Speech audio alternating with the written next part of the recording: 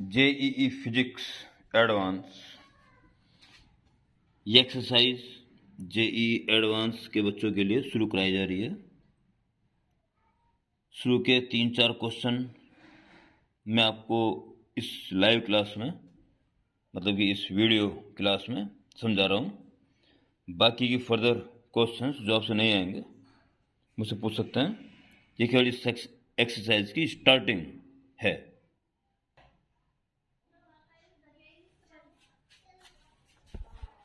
हाँ तो प्यारे बच्चों, सेक्शन एफ शुरू करा रहा हूं ताकि एक के बाद एक क्वेश्चन शुरू आप स्वयं कर सकें।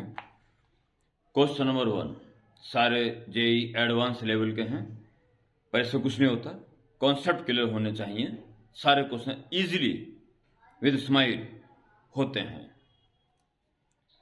Question number 1, in an Atwood machine, यानी कि 2 ब्लॉक्स एक पुलिस लटके हुए हों, it is Atwood machine.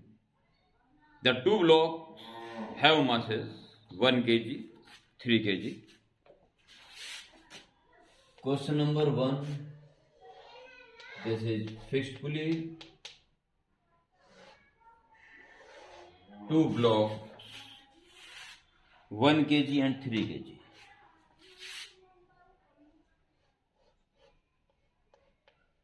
One kg and 3 kg. The pulley massless and frictionless, spring is light. Acceleration of the center of mass. ऐसा लग रहा था क्वेश्चन पढ़ते हुए, बनाते हुए, ये एडवांस लेवल कहाँ हो गया। अब एक लाइन में उसने कहानी खराब कर दी। The acceleration of the centre of mass of system दे रखा है। एक्स के टर्म्स को एक्स वैल्यू फाइंड करनी, यानी अल्टीमेट हमें एक्सीलरेशन सेंटर ऑफ मास का निकालना है। अब मास जो ये है, बाकी सब मासलेस है, तो पहले एक्सेलरेशन निकालिए। तो ये डाउनवर्ड जाएगा ए एक्सेलरेशन से, तो ये उस एक्सेलरेशन से ऊपर जाएगा। बाकी 1 इंटू जी,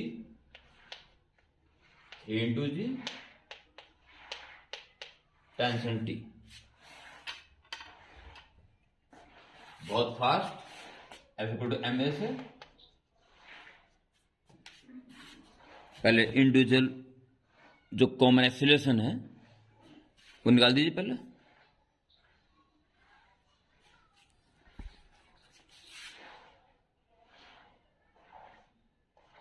वन के जी मास के लिए T minus g is equal to 1A। 3 kg के मास के लिए 3G minus T is equal to 3A। Adding T cancel, 2G is equal to 4A। और इस तरह से एक्सीलरेशन आ गया हमारे पास G/2।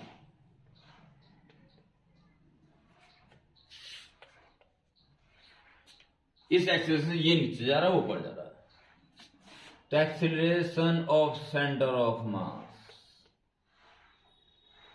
पहला वाला नीचे जा रहा है, तो डाउनवर्ड, भाई एक एक्सीलरेशन है, ये ज्यादा मास का, तो सेंटर मास नीचे जा रहा होगा, तो डाउनवर्ड मान के चलिए। ये वाला मास इंटू इसका एक्सीलरेशन प्लस वो वाला मास इंटू उसका एक्सीलरेशन, वो ऊपर जा रहा है, ठीक है। डिवाइड बाई टोटल मास 3 + 1, कोई इतनी बड़ी बात नहीं।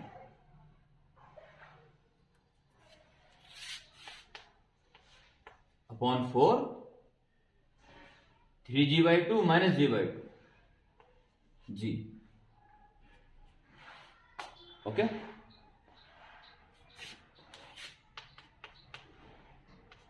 टेन बाई 4, 5/2, हाफ ऑफ 5 वगैरह, half of x, 0.5x,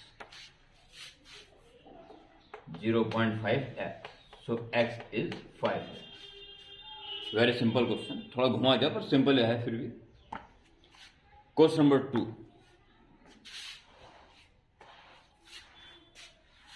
question number 2। Question सारे आसानी होते हैं, फिजिक्स के बस टच में रहना चाहिए, सारे कॉन्सेप्ट बिल्कुल क्लियर साफ सुथरे होने चाहिए, तो कोई क्वेश्चन कठिन नहीं होता, सब क्वेश्चन आसानी से हो जाते हैं। Question number 2, a body is projected with a speed u at an angle 60 degree with the horizontal. It explodes in two equal pieces at point where its velocity makes an angle 30 with the horizontal for first time, यानी जाते time.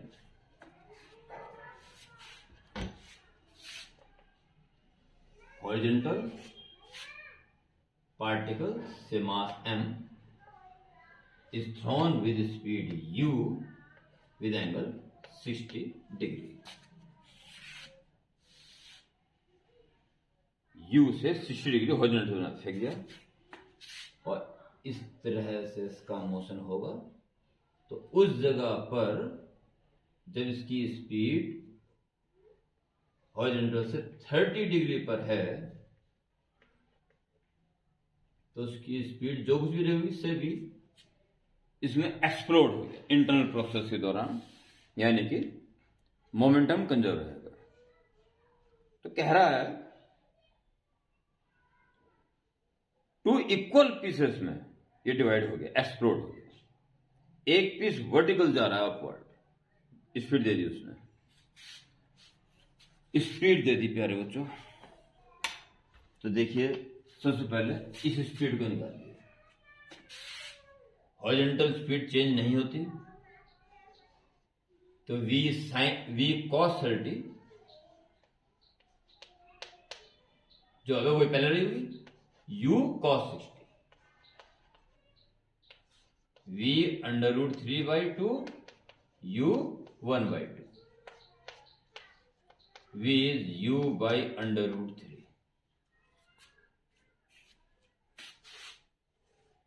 At this moment, just before and just after,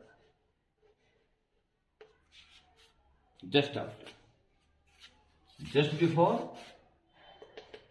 horizontal reference,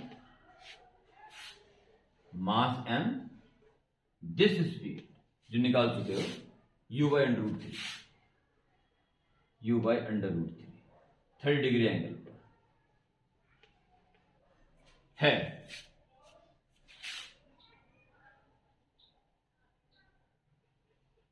After explode, at just moment, just after exploding, one piece move in upward direction। दिखाई दे रहा screen में? हाँ, समझ जाओगे, कोई दिक्कत नहीं है।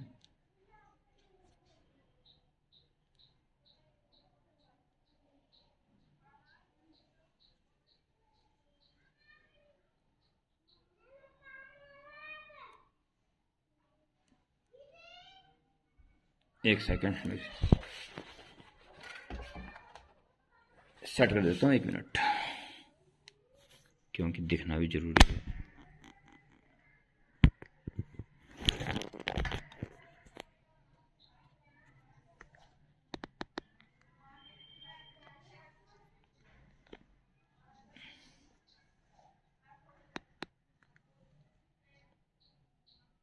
बाकी मैं थोड़ा नीचे बनाता हूँ। एक पार्टिकल ऊपर जा रहा है, it is given in question. अब ठीक, इट्स ओके।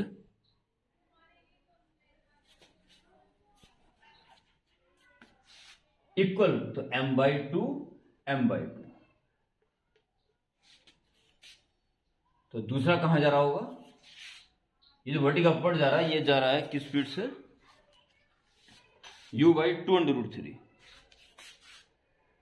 u/2√3 स्पीड से ऊपर जा रहा है।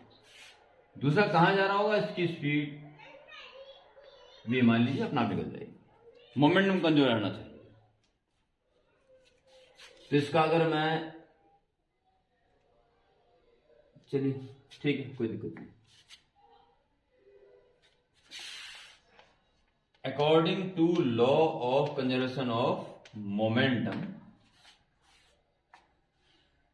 देखिए इस केस में ले लो पहले, कोई दिक्कत नहीं। एम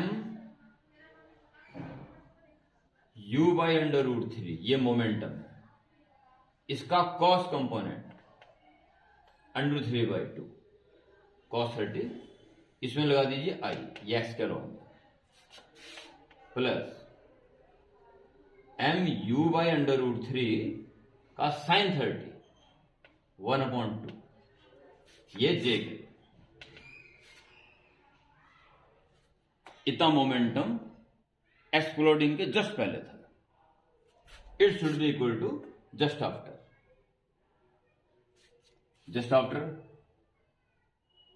भाई इसका कोई कंपोनेंट नहीं, आई कह लो, इसी का आएगा कोई ना कोई, तो इसका लिख दें पहले m/2v वेक्टर, इसमें आई भी रहा होगा जे भी रहा होगा, और प्लस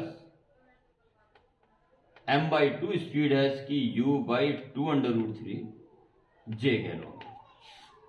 इसका पता लगाना दूसरे का, पहले पता लगा लेते हैं, तब उसके बाद जो कुछ है वो देखा जाएगा।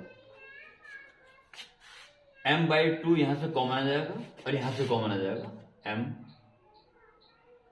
m/2 m/2, देखेंगे कैंसिल हो गया, ui plus u by under root 3 j vector v plus u/2 under root 3 J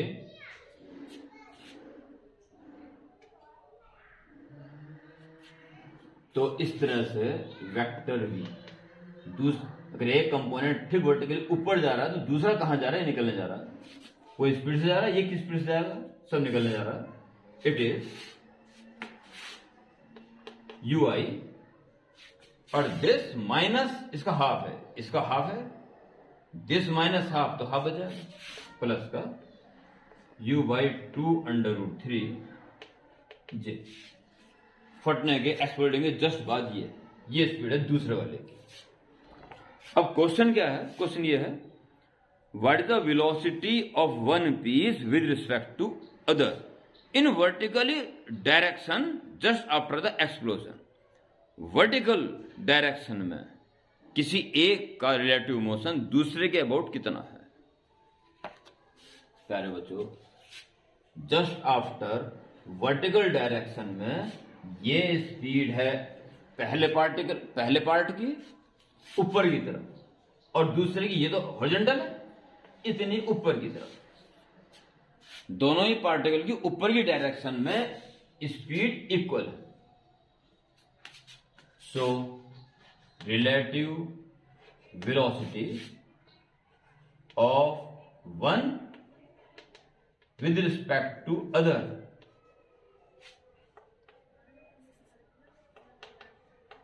in vertical direction is equal to this minus this,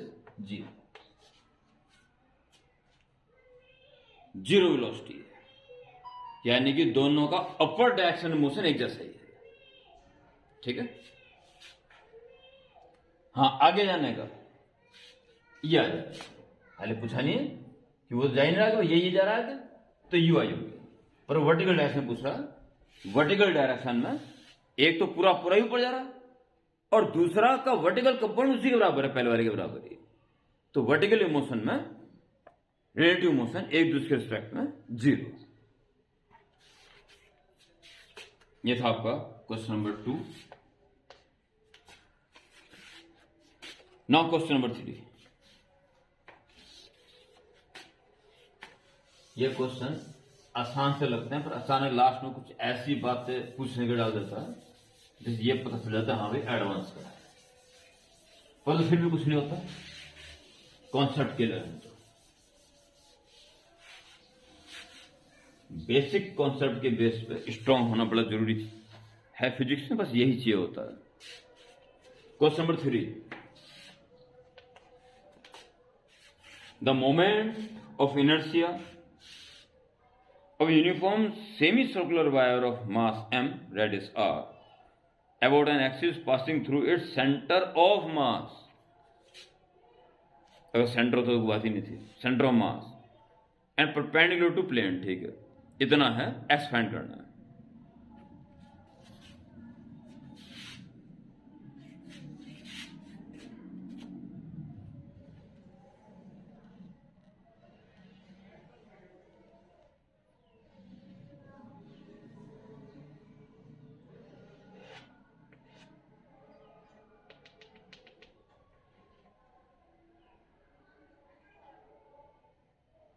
radius are और मास एम है, इसका मोमेंट ऑफ इनर्शिया निकालना है centre of मास के about.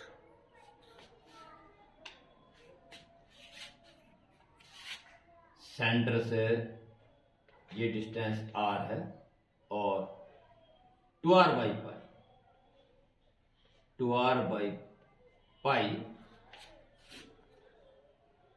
Distance पर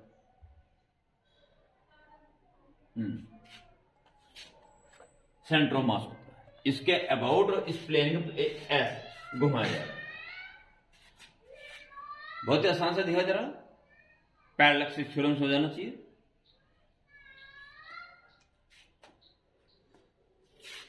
अगर इसके about हम घुमाते, इसके अबाउट, तो इसी के पैरेलल सेंटर ऑफ मास से जाने वाली एक्सिस के अबाउट घुमाते प्लस md², यह है पैरेलल एक्सिस थ्योरम। तो इसके अबाउट अगर इसको घुमाया जा रहा है तो सारा मास m डिस्टेंस पे, r डिस्टेंस पे ही है,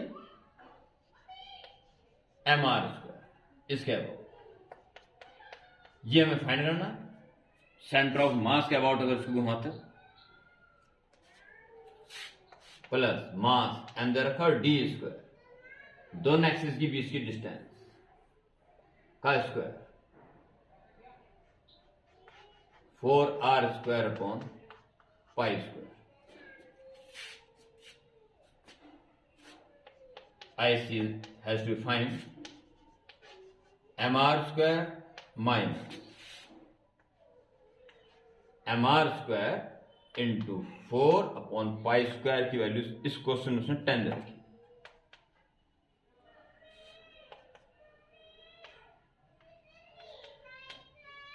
वन माइनस 3/5 mr², कह रहा है कि moment of inertia x into mr²/10, mr²/10 तो 6 आएगा, 2 से इंटू मल्टीप्लाई, तो x इज इक्वल टू 6।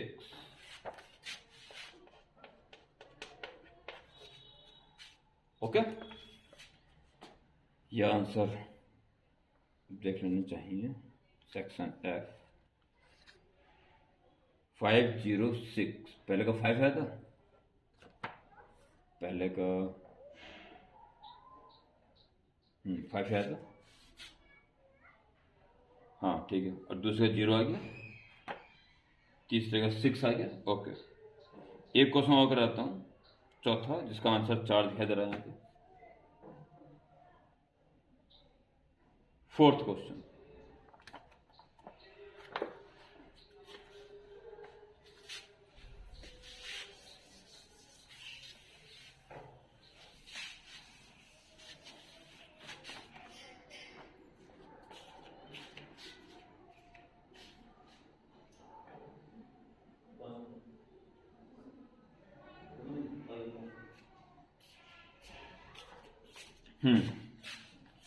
एक क्वेश्चन और कर लेते हैं इस वीडियो में।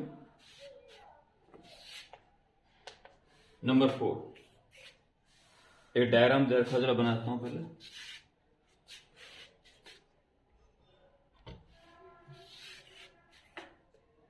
रिजिड सपोर्ट दिखाई दे रही है,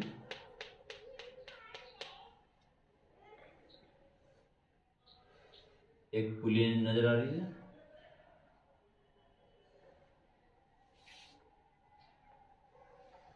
एक मूविंग पुली है, एक एंड यहां है स्ट्रिंग का, जो कि इससे लिपटने के बाद इससे लगा हुआ है, इसको कह रहा है वो मास लेस एंड फ्रिक्शनलेस। ये लिखा हुआ डायग्राम में, फ्रिक्शनलेस। इसको कह रहा है 1 kg, इसको कह रहा है disc,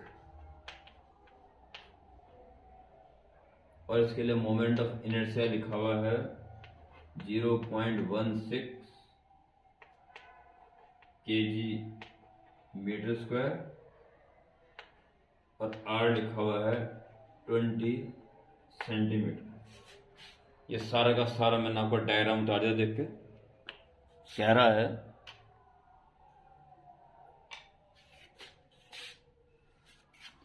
in the arrangement shown the fixed pulley is massless and frictionless. Acceleration of block of mass 1 kg is this. If the acceleration of the block of mass 1 kg, acceleration इसका दे दिया 30/x, x value find करनी है, कुल मिला के हमें इसका acceleration find करना है, इसका एक्सीलरेशन हमें फाइंड करना है। अगर 1 सेंटीमीटर ऊपर उठती है तो इन दोनों में 1-1 सेंटीमीटर का झोल आ जाएगा, जिसके लिए इसको 2 सेंटीमीटर नीचे आना पड़ेगा ताकि दोनों झोल को खत्म कर सके। जितना ये चलेगा उससे दुगना इसको चलना पड़ेगा।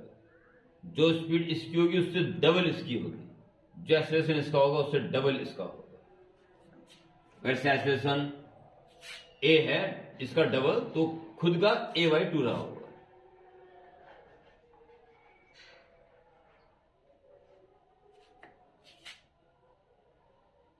इसकी स्पीड अगर v रही होगी तो इसकी v/2 रहेगी।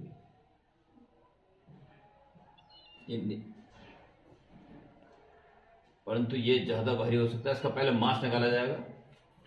क्या तो ये नीचे जा रहा हो, ये ऊपर जा रहा हो, ये भी हो सकता है।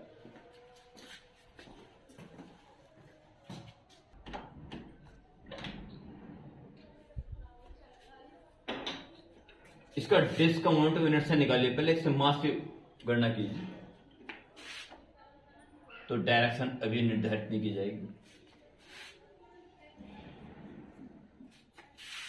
मोमेंट ऑफ इनर्शिया डिस्क का, क्योंकि डिस्क उसने कह दिया साफ साफ, हाँ कह दिया, होता है 12 mr²। 0.16 इज गिवन, हाफ मास और रेडियस का स्क्वायर, मीटर में 0.2 जाएगी, 0.2 का 0.04, 100 से बोथ साइड मल्टीप्लाई, 2 2 जा 4, 2 8 जा 8 kg। ये 1 किलो का है, वो 8 किलो का है। अच्छा, इस चीज को चेक कर लिया, तो ये नीचे आएगा और ये ऊपर जाएगा, ये नीचे आएगा।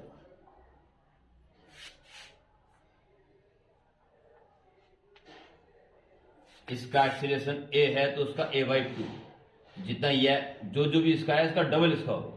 ठीक है, ये ऊपर जा रहा है, ध्यान रखेंगे इस बात को।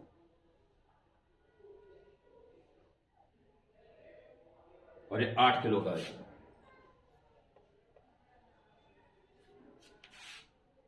इसका एक्सीलरेशन में निकालना है। चलिए, एक तरीका होता है t = यूज करके, वो भी ठीक है वैसे,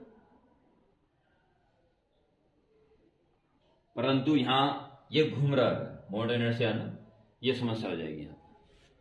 इसलिए t = m जो होता था टेंशन और मास का डिफरेंस = m है, वो यहां ना लें। यहां एक स्पेशल मेथड से इसको करें। देखिए, according to law of conservation of mechanical energy,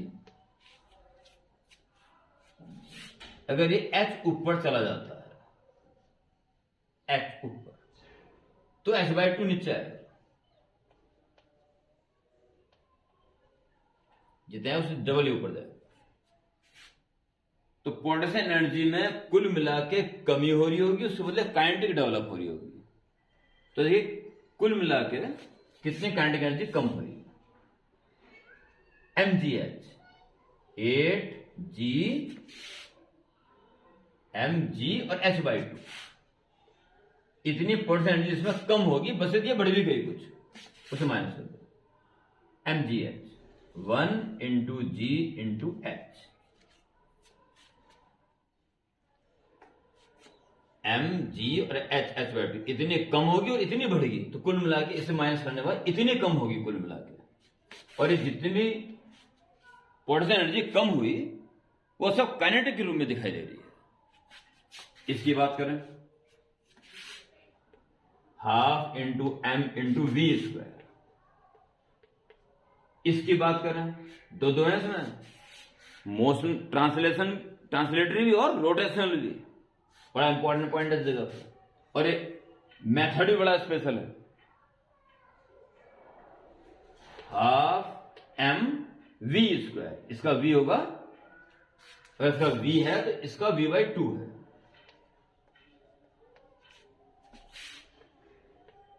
v/2 का square, half M V square और plus half I omega square. 2 4 जा 8, 4gh minus gh, 3gh is equal to v square upon 2 plus केवल v square बचेगा, बस 4 दूनी 8 60 cut जाएगा, और plus half और मोमेंट ऑफ इनर्शिया दे रखा है 0.16 और ओमेगा स्क्वायर हो जाएगा v स्क्वायर। देखिए यहां थोड़ी समस्या रहेगी, v अपॉन आर का square, v upon r, r तो आर है, v कौन सा है,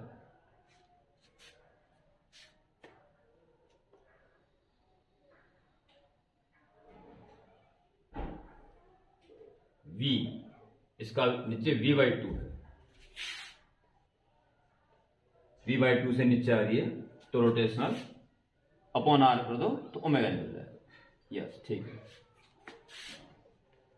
3gh is 3/2 v square plus ये बटे में 2 आके 4 हो जाएगा, 4 दूनी 8 और 8 दूनी 16, 0.02, 4 2 का स्क्वायर, 4 दूनी 8, 8 दूनी 16, ये हो गया। और v स्क्वायर अपॉन आर, इसका 4 भाग है, v square upon r square, r square 0.2 का स्क्वायर 0.04, 5 पॉइंट कैंसिल, 2 से कट जाएगा, v square upon 2, v square upon 2, 3gh is 3/2 v square और 1/2 v square, 2v square. Yes, differential कीजिए both sides, 3g dh/dt, 4v dv/dt। ये dv/dt it's acceleration, कहानी खत्म। और dh/dt इसकी स्पीड v, इससे ये cancel, 3g is equal to 4 acceleration, so acceleration is 30/x कह रहा है, फिलहाल ये आ रहा है g 30/4, सो x is equal to 4। Answer, pulleys वाले क्वेश्चन में law of conservation of mechanical energy लगाओगे तो क्वेश्चन जल्दी होता है, इंपॉर्टेंट कॉन्सेप्ट है, बहुत इंपॉर्टेंट है। और अगर रोटेशनल मोशन कहीं जुड़ गया हो फिर तो आपको इसी से ही करना पड़ेगा। It's okay. तो इस एक्सरसाइज के 4 क्वेश्चन बता चुका हूं, स्टार्ट कीजिए और आने वाली समस्या को भेजिए मुझे, ताकि मुझे पता चल जाए और मैं उसको बता सकूं। Okay, bye.